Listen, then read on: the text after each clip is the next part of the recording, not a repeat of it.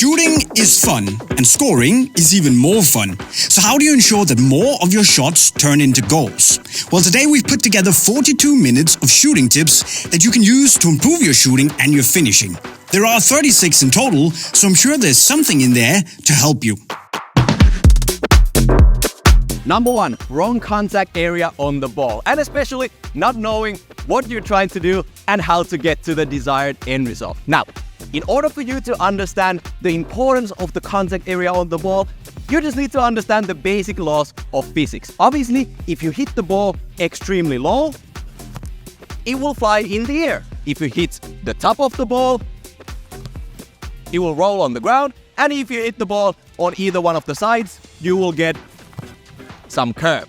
But the problems start happening, and this is where most of the beginners get it wrong, when you try to achieve something but you're doing the exact opposite in action. If you're trying to kick the ball very long and very high, but you can't seem to get it off the floor, obviously you're hitting the ball way too high. And in my opinion, the contact area on the ball is one of the most important things when it comes to achieving a nice shot. That's why even a robot leg can put the ball into the top bins. So make sure you understand what you're trying to achieve and how your contact on the ball will affect the end result.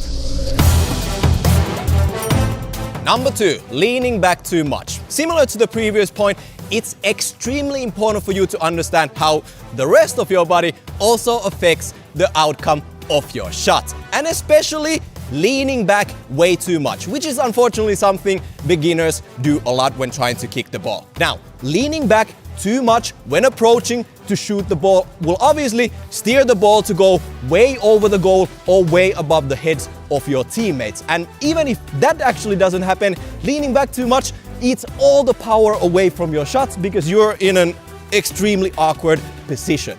What you want to do instead is to make sure to put your chest and your upper body over the ball like this. That will at least help you in keeping the ball low and make sure that you maintain a certain amount of power on your shots. And I would go as far as saying that it's impossible for you to lean over the ball too much. Have a look at a few clips when Cristiano Ronaldo is shooting the ball. His upper body is extremely aggressively over the ball.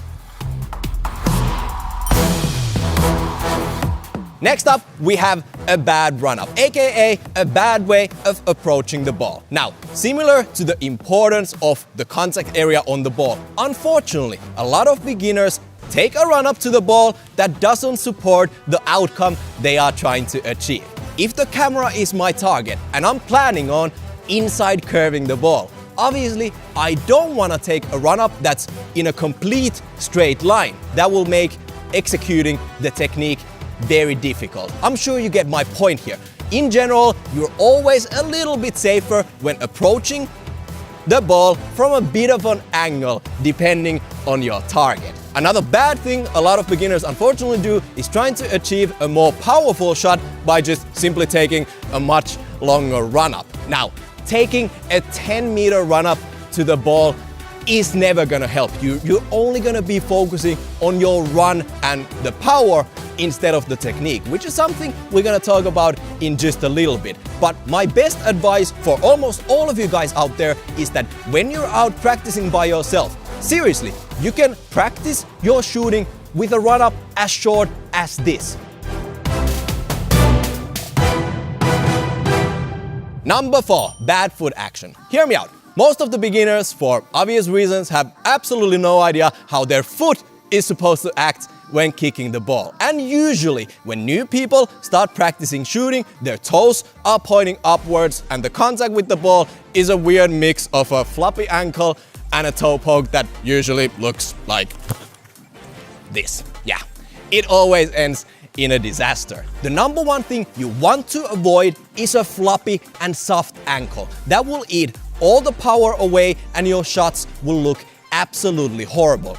Instead, what you want to do is to make sure that your ankle is locked and firm, and you want to be able to hit the ball in as large of a surface area as possible. Now, locking your ankle will immediately make the shot more powerful. It will give a new life to the way you kick the ball. So no matter what you do, stay away from hitting the ball with your big toe. Stay away from shooting the ball with a floppy ankle. Instead, keep your ankle locked and firm, and your shots will improve in no time.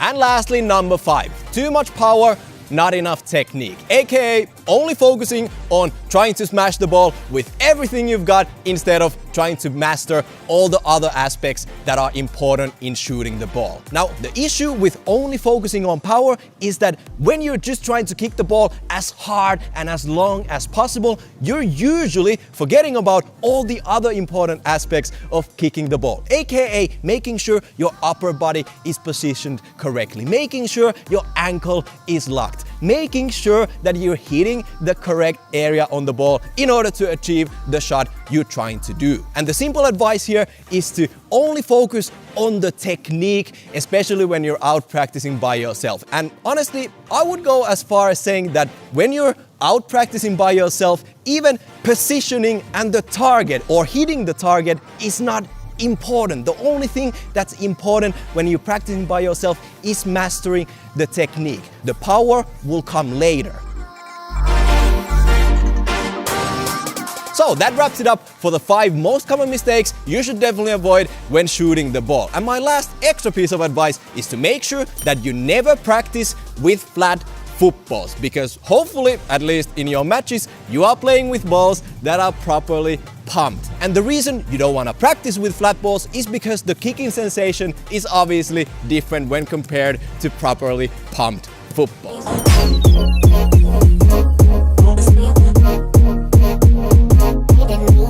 But that also begs the question, I said placement, but where should you place it? I mean, if I'm here in the box and I want to place the ball well, I want to shoot either, if I'm going for the near post, I want to shoot high, and if I'm going for the far post, I want to shoot low. But why is that, Jay? Why not shoot low on the near post and high on the far one?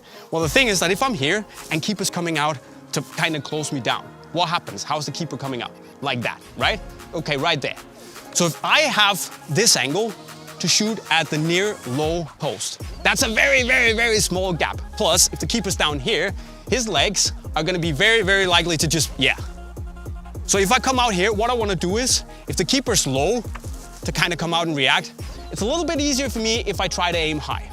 Likewise, on the far side of the goal, if I'm here, move a little to the right, if I go for the high corner there, that has to cross basically across the keeper's body, in which case an arm can come up and just quick reaction save.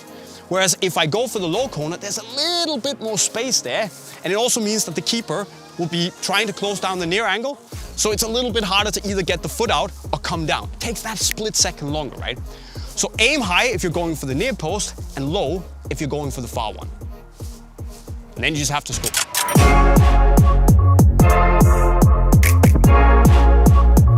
The last thing you need to focus on is your first touch in the box. And I know what you're thinking, finishing, first touch, what do you want about, Jay? Well, the thing is that if I'm in the box and I get a pass and I control it here, that's a really, really bad first touch, because the ball is gonna be under me. If the keeper's out there and I need to score like that, it's really hard to get a good shot off from standing position, right? So what I wanna do instead is that if I get a pass in, I wanna get a first touch that's out there. Because that means that now the ball is ahead of me, I can take a step or two, and I can basically just score, right? And the second thing about this is that if there's a defender right here, and I just basically kill the ball right under me, that means that if it's here, and the defender is right in front of me, getting a shot off is gonna be tricky. So I have to take another touch, which gives them even more time to come and close me down, kill me, take the ball, and go up and score a counter. That sucks. So I can also say that with the first touch here, if I get a good one, boom, boom, away from the defender, open up, so I can run in and score basically with my first touch. So I know it sounds daft to need a good first touch in the box as a striker who needs to score goals, but it will give you those openings, those little spaces, so you can finish, right? So a good first touch, a first touch with purpose to get away and create space, that's the key, my friends. Secondly, we have the follow-through, which is perhaps the most overlooked part of hitting the ball. If we look at the knuckleball, for instance, it has a very short follow-through. So you should always consider your follow-through and align it with your striking intentions. But if you want to create as much power as possible, you want to have a powerful, straight, and very direct follow-through that kinda makes your foot go directly through the ball to drive it on.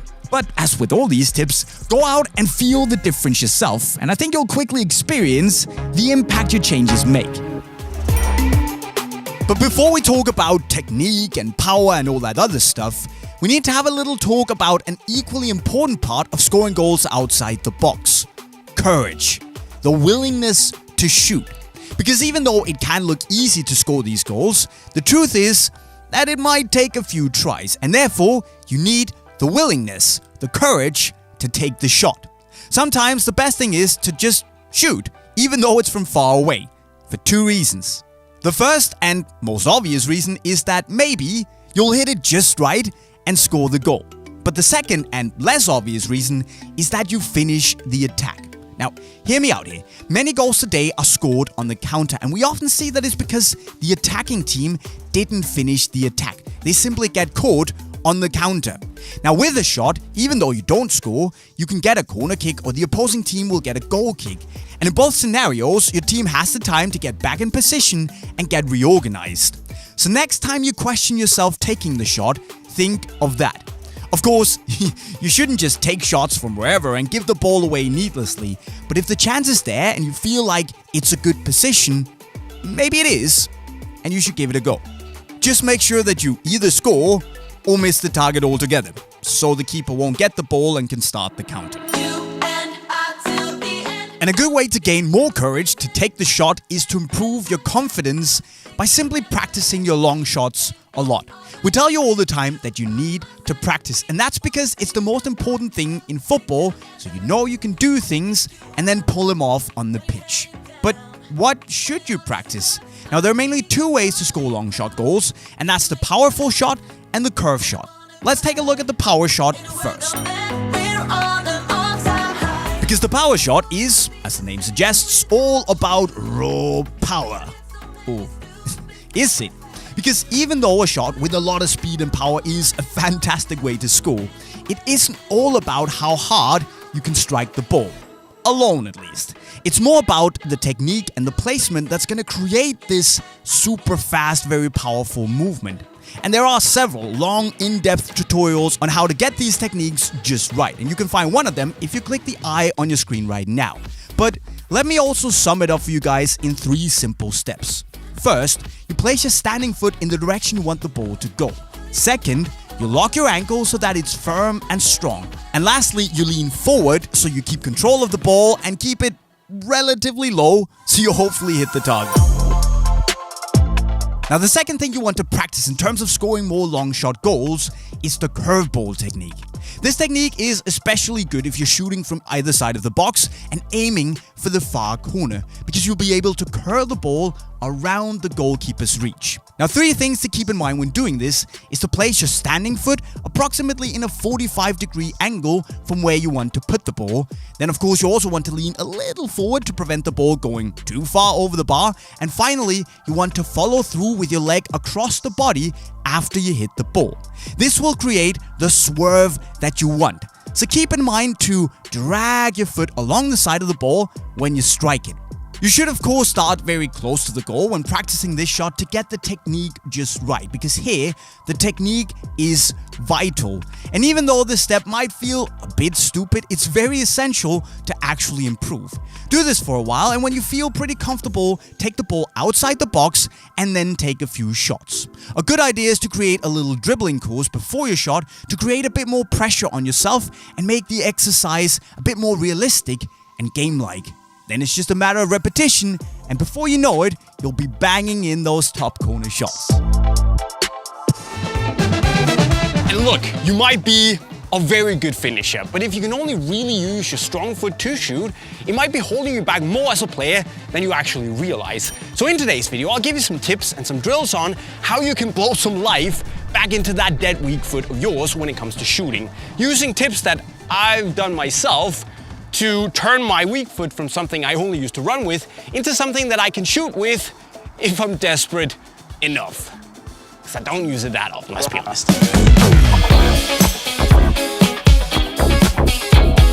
But why, Jay? Why do I have to have a good weak foot when it comes to shooting? Look, like I said before, you might be a great finisher. You might score a lot of goals using your strong foot only, and all is fine. But here's the thing, if you face a defender that's even remotely good, he or she will quickly realize that, hey, you're super one-footed.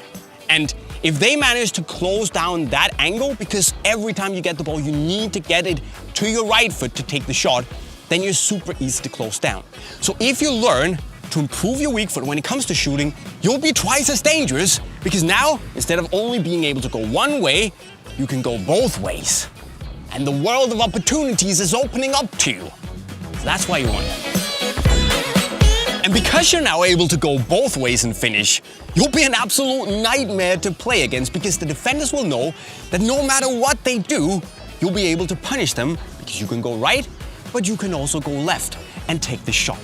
And that will leave them in doubt, and they might hesitate a little bit. And that time and space is something that you can use to your advantage. And speaking of time and space, in the box, it's absolutely vital. You want as much of it as you can possibly get.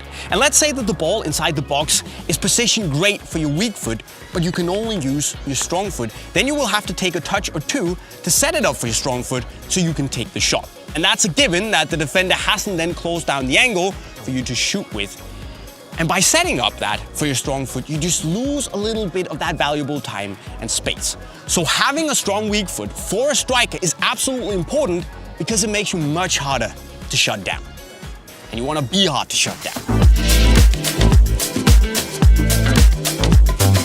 But to be honest, guys, that's a lot easier said than done. And the only way to really get good at this is to practice a lot, and then practice some more.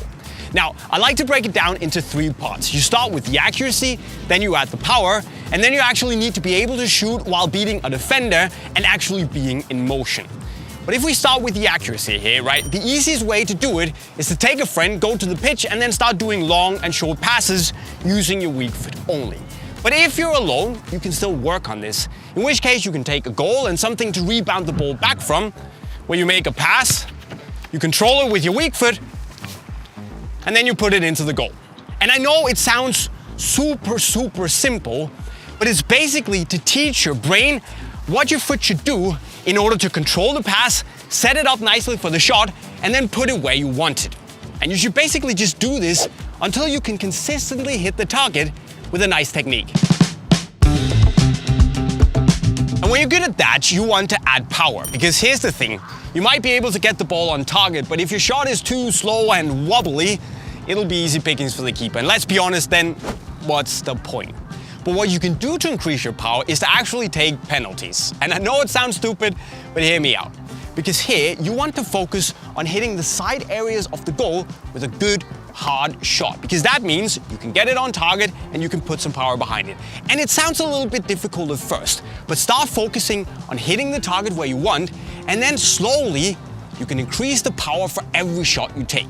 Score, little bit more power. Score again, little bit more power. And eventually, you'll be able to combine accuracy and power, and then we're talking.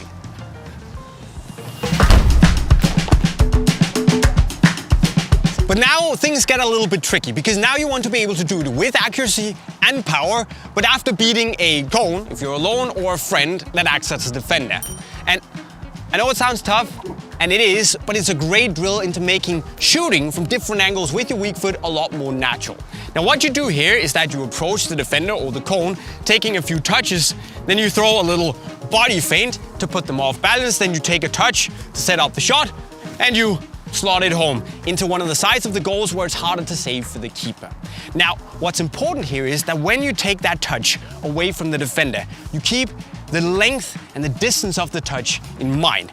Take it a few meters out so you can take a couple of steps and then still strike the ball with a good balance so you're not out here, because it's your weak foot and it already sucks a little bit, then it's going to be really hard to put it on target with some power. And also, when you do the drill, it's very important that you not only go one way for your weak foot all the time. No, you want to make this as natural as possible. And in a match, you want to be able to switch from your weak foot to your strong foot immediately. So remember to go to your left, to go to your right, to practice doing both things at the same time. It needs to be natural, otherwise it doesn't work. So natural is a key word, but another key word is time.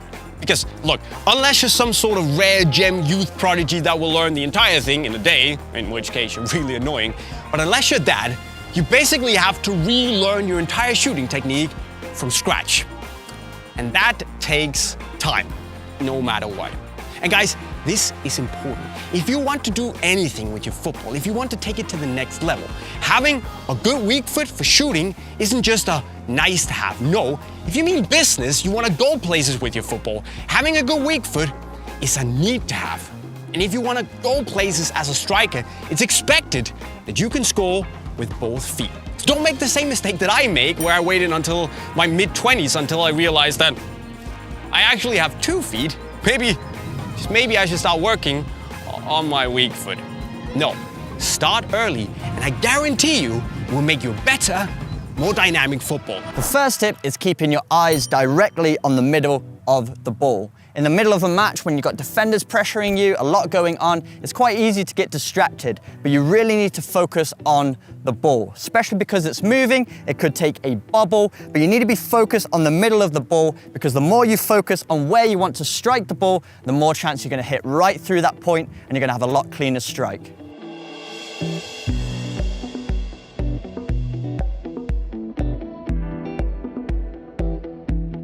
The second tip is don't panic. When the ball's on the move and you don't have a lot of time to react, sometimes it's easy to lose discipline in your technique and just try and smash the ball as hard as you can. But the chances of the ball landing where you want it to is very rare, and you're probably going to hit the ball over the bar, or you're not going to make a clean connection on the ball and it's not going to go where you want it to. So make sure instead of just trying to add power, you're trying to be disciplined with your technique and know that the ball's already got momentum because it's on the move, so you don't need to generate loads of power. I like to think of a first-time shot as just redirecting a pass, so make sure you're disciplined with your technique, pointing your standing foot at your target and striking through the middle of the ball.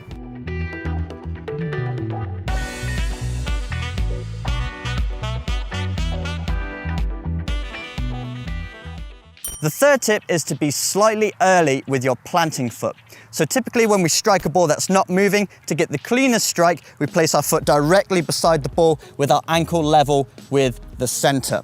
But when the ball's moving, if we do that, we place our foot beside the ball will continue to roll, and it's going to get caught underneath us, and it's not going to be a clean strike whatsoever. So we need to work on this. It's going to take a bit of practice and timing, but we need to place our planting foot just before the ball so that by the time our foot meets the ball to strike it, and it's going to meet the middle of our ankle, and we can be a lot cleaner with the strike. So again, it's just going to take some timing, but instead of placing it right beside the ball, we're going to place it just behind it so that it rolls, and then we can meet it with a clean strike.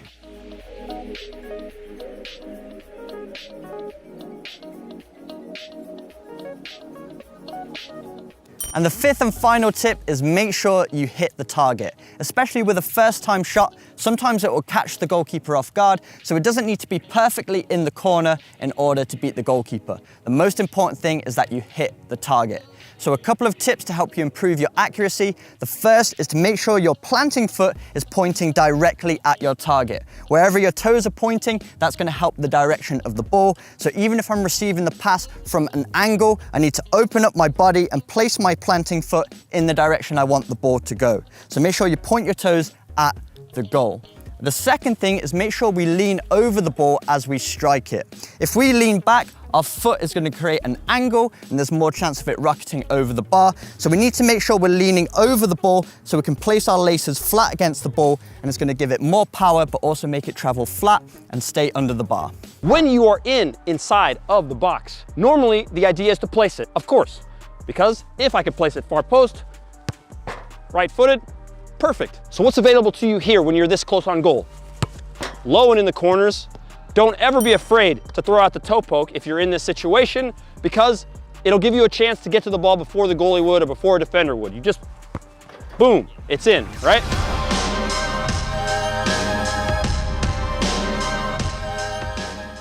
All right, now that you know the basics, understanding what to do next is also incredibly important. That is generating space for yourself. In the first example, we show what was clear out in open space. Now, if you have a defender in front of you, you've got to find a way to give yourself just enough space to shoot. And remember, you do not need an entire window. You do not need a huge opening. You need only just enough, because so many times in long range goals, the goalie can't see, it gets deflected. All those things are in your favor, so just take the shot, all right? If you have it, you take it, all right?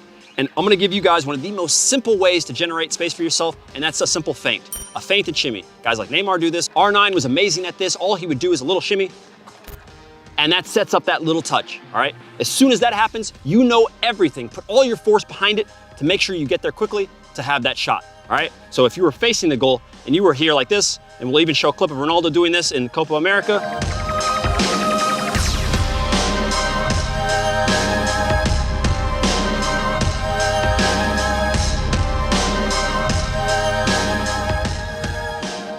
Unlike the other example, I can't just take a step here, because what would he do? He would block it, right? All right? So the element of deception, we've got to come up with something that gives us enough space. So you could be just receiving a pass, you could be like this, and then there. That's enough space, and you have to remember that if you want to be successful.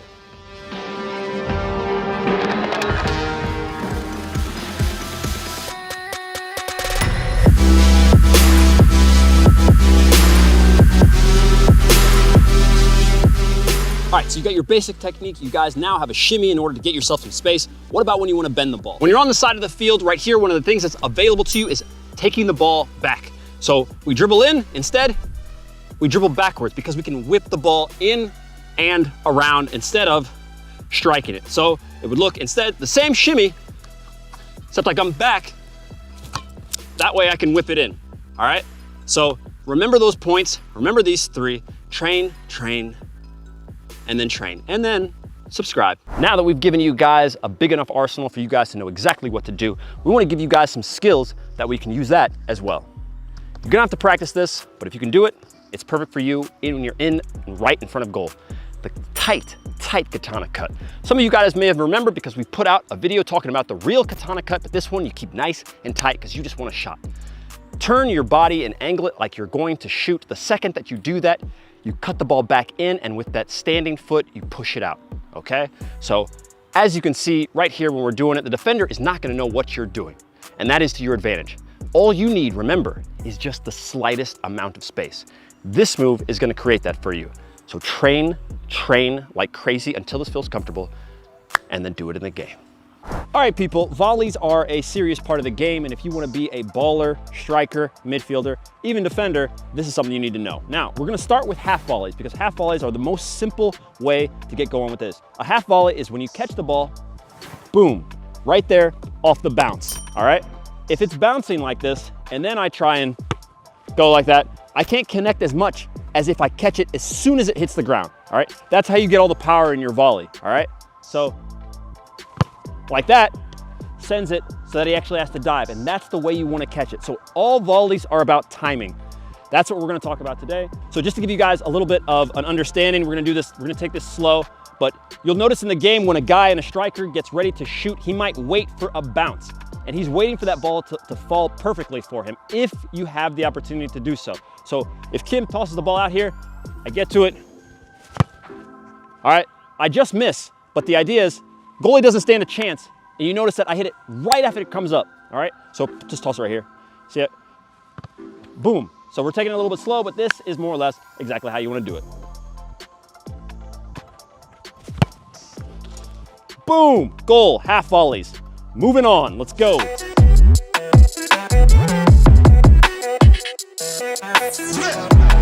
All right, so moving on to full volley, what we want to do is focus on our form here. The most important thing for you to know is that you want to point your toes down. If we want to get the dip on our shot, we want to follow a very specific thing. When the ball comes over the top, all right? If you hit it like this and you lean back, the ball is going to go off the planet, all right? Literally.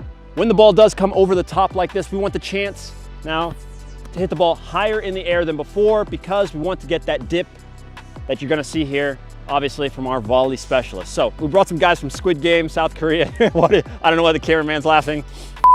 We brought some guys from Squid Game. Stop laughing. So I brought some boys here from Squid Game in my club. demonstrate this volley real quick. So,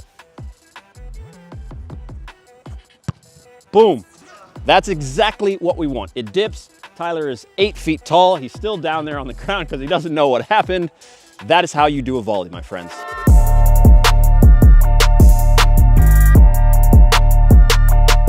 All right, so we've talked about the half volley, we talked about the full volley. We're gonna talk a little bit about execution because it is not the same in training or when there's no pressure or anything like this. So if you have some friends that can serve you a ball, this is what you wanna do. Set up a little box for yourself right here.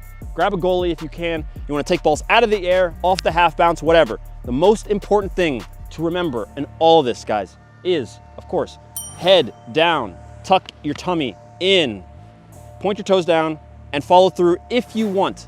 Most important, you want to get it on goal. On a volley, try to connect as much as you can. Aiming for the top and upper 90, that's great. Those look good, but what you really want to do in a game is hit it with power and make sure it's on goal. That'll give you a chance to score, just like this. Yeah. Oh, but don't worry, I'm coming in now. Yes.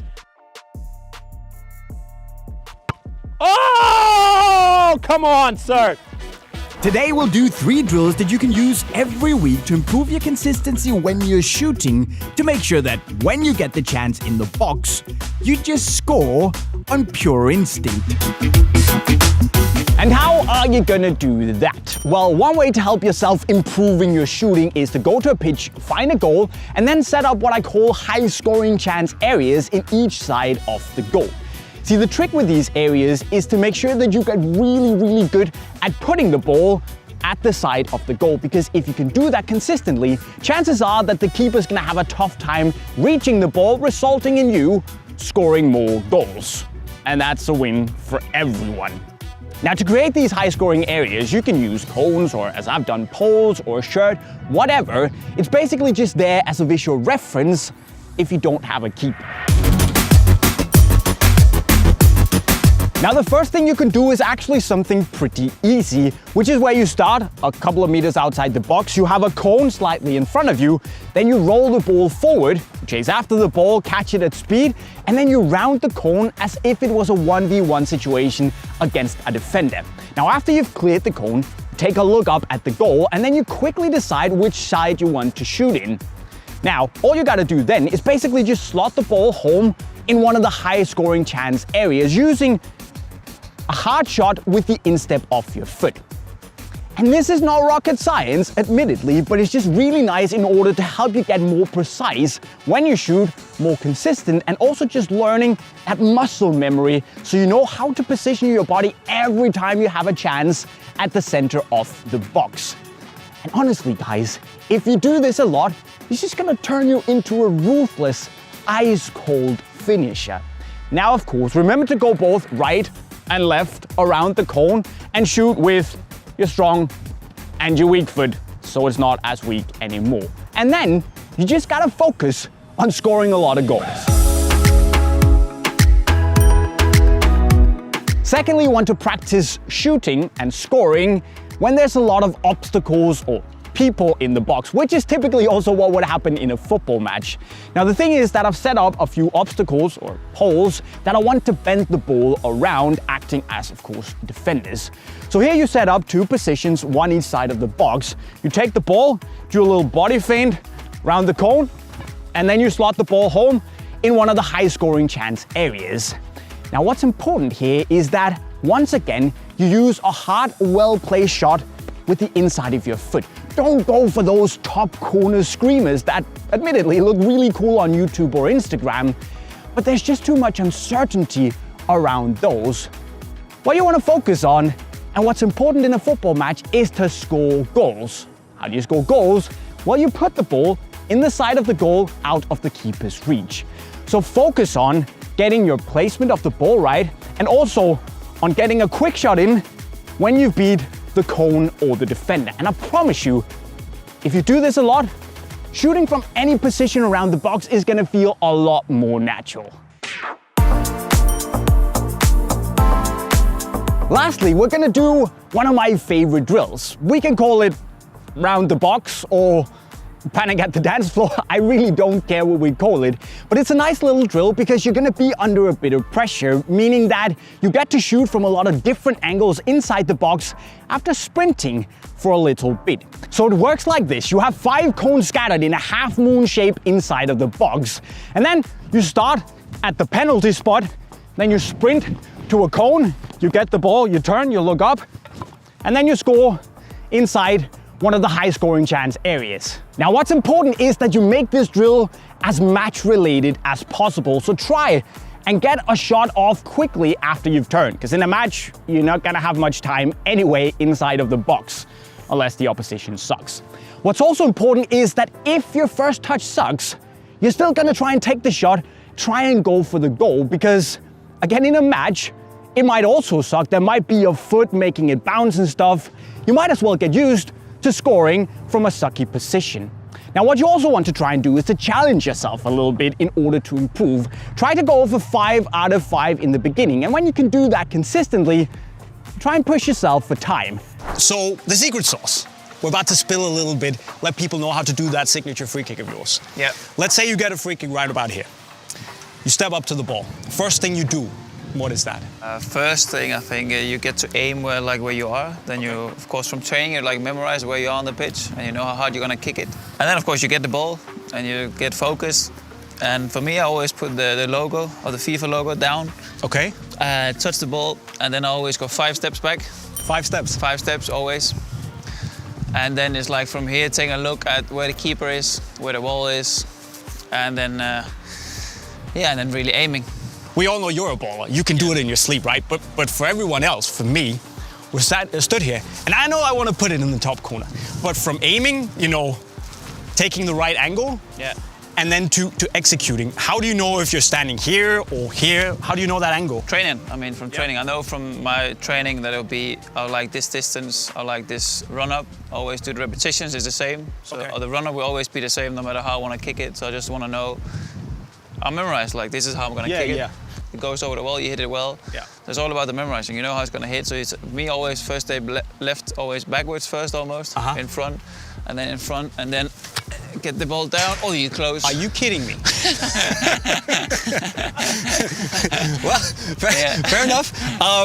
And that's the thing. You know that the way you need to strike the ball, you need this angle so you can get it changes a bit though. Sometimes you'll be more, if you want it more over, if it's a bad day or you feel like this is different or the wall is closer, you want to get it higher, or you do the same. Okay, so you basically determine on where you are, how much power you need to get on.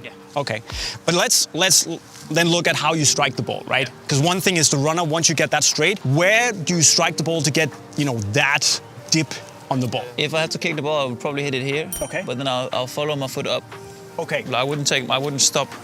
So if I wanted to dip, follow through. Okay. If you just stop, the ball just keeps going. Yeah, so it's like a follow I know through. all about that. Basically, it's not as much as, because if I had to put it there, I would probably come more from an angle and I would really take my foot round the ball to get the curve. So you more like get the inside, almost like on the knuckle. Yeah, and in between. I would say in between. It's probably not, because the ball would move for me on the left. It'll be a little bit of curve, but not like a proper knuckle ball, but a little bit on the left. Yeah. So it'll be like in between, but definitely follow through. Okay. So go across, do you stop or do you go across the body? No, follow through. Yeah, okay. Yeah, follow through. That's consistency, guys.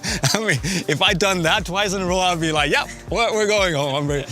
And that's another thing, the power on that thing. And the first one, I could probably get that as well, but with way less power, right? Yeah. How do you combine the precision and the power? I think it's a bit of both. I mean, it's training, of course. You know how much power you have to generate to kick the ball like this. And I feel like for me, I've done a lot of training and a lot of research on kicking the ball, and I know about 100 kilometers an hour for a free kick. It's a good estimate, so you know roughly how hard you're gonna kick it. So you know that shot is around 100 kilometers an hour.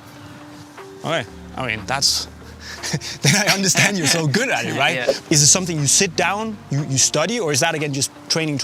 No, study. Now you have so many difficult or different techniques, like stuff you can measure how, like in golfers, they have the same trackman in football where you can measure how you kick it, and you get to see how the aim is, how hard you kick it, how much topspin, everything. And I've used that for a while now. It's nice, it's good. So do you have like a favorite favorite free kick spot, where you're here, it's easier to put over the wall in that corner? Okay. Yeah, so rather I that prefer than this side. Yeah, whereas more of a right foot, you prefer. Most of the time you go from this side. It's easier to choose one or the other, but I still like it from the other side as well. It gives more option to go harder, to go the long corner, or if you go short corner, is a bit more of a more difficult for the keeper.